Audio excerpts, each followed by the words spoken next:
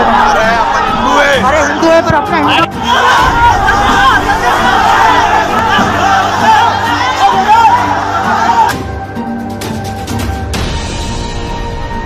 मध्य प्रदेश के खरगोन में रामनवमी के मौके पर जिस तरीके से उपद्रव हुआ था उसको लेकर सरकार की तरफ से कार्रवाई शुरू हुई। बुलडोजर चला, मुसलमानों के घर ढहा दिए गए, कई लोगों को गिरफ्तार किया गया, वो मुसलमान थे। और जब जो ताजा एफआईआर सामने आई है उसमें जो 106 मुसलमानों का नाम दर्ज है वो सब के सब मुसलमान है, जिसको लेकर अब जमकर फजीयत भी हो रही है। सवाल पूछा जाने लगा है कि क्या उस पूरे के पूरे उपद्रव में, उस पूरी हिंसा में, उस पूरे के पूरे ड्रामे में केवल मुसलमान शामिल थे? क्या केवल मुसलमान पत्थर बरसा रहे थे? इन तमाम सवालों का सामना अब मध्य प्रदेश की सरकार को करना पड़ रहा है। खरगोन जो उपद्रव हुआ था, हिंसा हुई थी, उस मामले में जो एफआईआर दर्ज हुई है उसके आधार पर दिखाने जा रहे हैं कि मध्य प्रदेश की सरकार ने किस आधार पर ये बुलडोजर चलाया, एफआईआर दर्ज की है और कार्रवाई की जा रही है।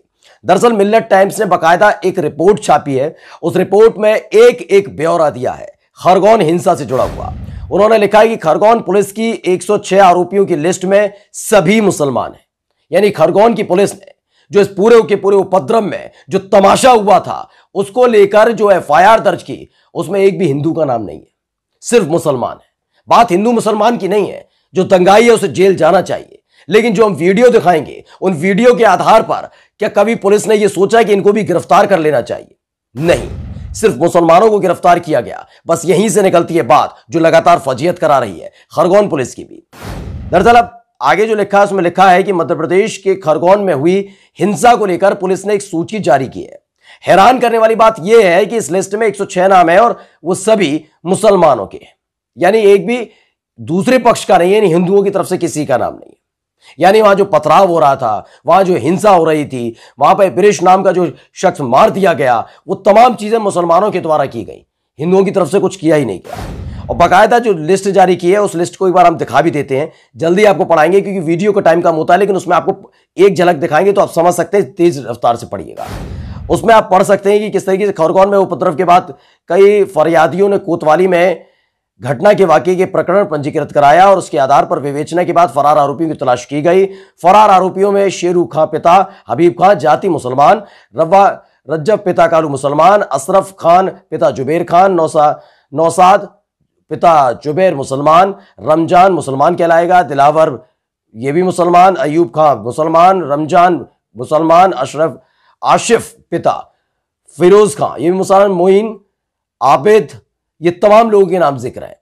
इसके अलावा एक और लिस्ट है जिस लिस्ट में बाकायदा लिखा हुआ है साहिल है, सलमान है, वसीम है, याकूब है, इमरान है और राजा का नाम है पिता रियाज बकवान, यानी ये भी मुसलमान है, समीन खान, ये तमाम लोगों का जिक्र उस पूरी की पूरी लिस्ट में, यानी कि लिस्ट का मतलब जो एफआईआर दर्ज की गई। खरगोन हिंसा को लेकर सवाल इसलिए उठने लगा है कि खरगोन हिंसा में हमने देखा था उपद्रव जो हुआ था वो किसने कराया, उस मास्टरमाइंड को पकड़ा जाना जरूरी है। लेकिन इन सबसे इतर सवाल इस बात का उठता है कि दोनों ही तरफ के लोगों का खासा नुकसान हुआ है, केवल हिंदुओं का नहीं और केवल मुसलमानों का नहीं, दोनों पक्षों का बराबर नुकसान हुआ है। लेकिन मुसलमानों के ऊपर लगातार कार्रवाई की जा रही है, बुलडोजर चला दिया गया, उनकी दुकानों को ध्वस्त कर दिया गया, जो उनकी कमाई का जरिया था उसे ध्वस्त कर दिया गया। एकाएक खरगोन की पुलिस को, प्रशासन को याद आया, भाई ये तो अवैध तौर पर बना है, किसके नाम पर बना है? अरे ये तो मुसलमान है तो गिरा देना चाहिए। दुकानें गिरा दी गई, मकान गिरा दिए गए, प्रधानमंत्री आवास योजना के तहत जो मकान मिले थे उसको गिरा दिया गया, उसे ही अवैध बता दिया गया। जमकर फजीयत हो ही रही है। पहले दिन से इन्होंने साफ कर दिया है कि कार्रवाई किस नियत के साथ और किस मानसिकता के साथ की जा रही है। और ये बात इसलिए कह रहे हैं क्योंकि इस वीडियो को देख लेना बेहद जरूरी हो जाता है। इस वीडियो को देख लीजिएगा। इस वीडियो में जो लोग दिख रहे हैं, क्या पुलिस ने उन्हें चिन्हित करने की कभी कोशिश की? देखिए वीडियो।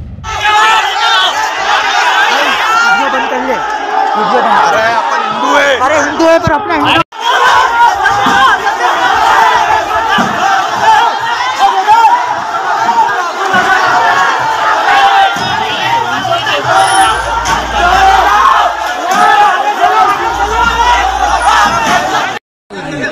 ये देखो ओ जीजी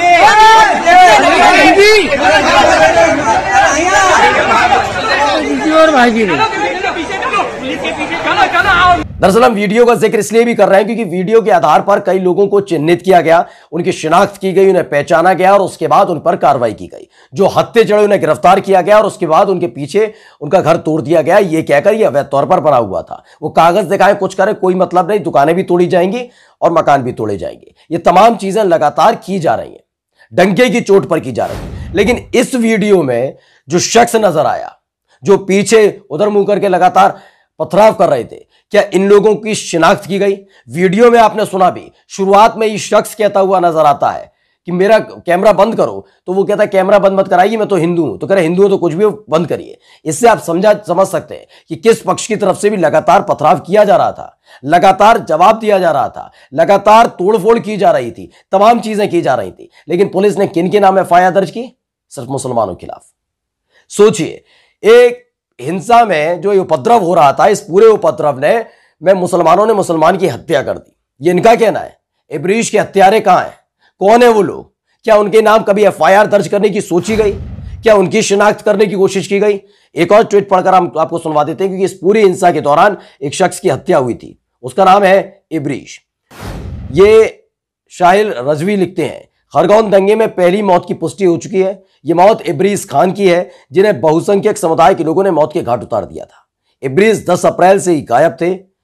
यह सोचिए, इस घटना के बावजूद अभी तक जो एफआईआर दर्ज की गई उसमें हिंदुओं का नाम नहीं है। इस बात का दावा मिल्लत टाइम्स ने किया है और वो रिपोर्ट भी सामने रखी है, जिस रिपोर्ट में नाम ही नहीं है, एक भी नाम नहीं है। यानी केवल और केवल फोकस इनका यह है कि जो पथराव कर रहे थे और वो मुसलमान थे, उनके खिलाफ न केवल एफआईआर दर्ज की जाए बल्कि बुलडोजर चला दिया जाए, उनका घर तोड़ दिया जाए, उनकी दुकान तोड़ दी जाए, उनको जेल में ठूस दिया जाए, उन्हें मारा पीटा जाए, तमाम चीजें की जाए। कि खरगोन में उपद्रव के बाद भी तमाम तस्वीरें निकलकर सामने आई जब मुसलमानों पर ही अटैक किया जा रहा था, मुसलमानों को ही मारा पीटा जा रहा था। अभी तक एक तस्वीर आपने निकलते हुए दिखाई कि दूसरे पक्ष के किसी शख्स को पुलिस ने परेशान किया हो, प्रशासन ने परेशान किया हो, उसे रोका हो, कर्फ्यू के दौरान अगर वो बाहर निकल रहा है तो मारा पीटा हो। नहीं, इस दौरान बिल्कुल भी कहीं भी ऐसा कहीं तस्वीर निकल कर नहीं आई। लेकिन हां, तस्वीरें भयावह तस्वीरें थी। खरगोन हिंसा की अगर देखी जाए, उपद्रव की, वाकई दोनों ही पक्षों की तरफ से, बात एक पक्ष की नहीं है, बात चाहे हिंदुओं की है मुसलमान की, दोनों ही पक्षों की तरफ से जमकर पथराव भी किया गया था। यह बात भी सच है। लेकिन सवाल इस बात पर है कि कार्रवाई सिर्फ एक पक्ष पे क्यों? किस मानसिकता के साथ, किस नीयत के साथ और किसके आदेश पर सिर्फ मुसलमानों के खिलाफ एफआईआर दर्ज की जा रही है? केवल उनके ही घर तोड़े जा रहे हैं, केवल उनके ही घर पर बुलडोजर चल रहा है, दुकानों पर बुलडोजर चल रहा है। आखिरकार कैसे एक महिला, जो मुस्लिम महिला है, उसके घर को तोड़ दिया गया, जबकि वो तो प्रधानमंत्री आवास योजना के तहत घर बना हुआ था? यह सवाल बेहद लाजमी हो जाता है इस दौर में।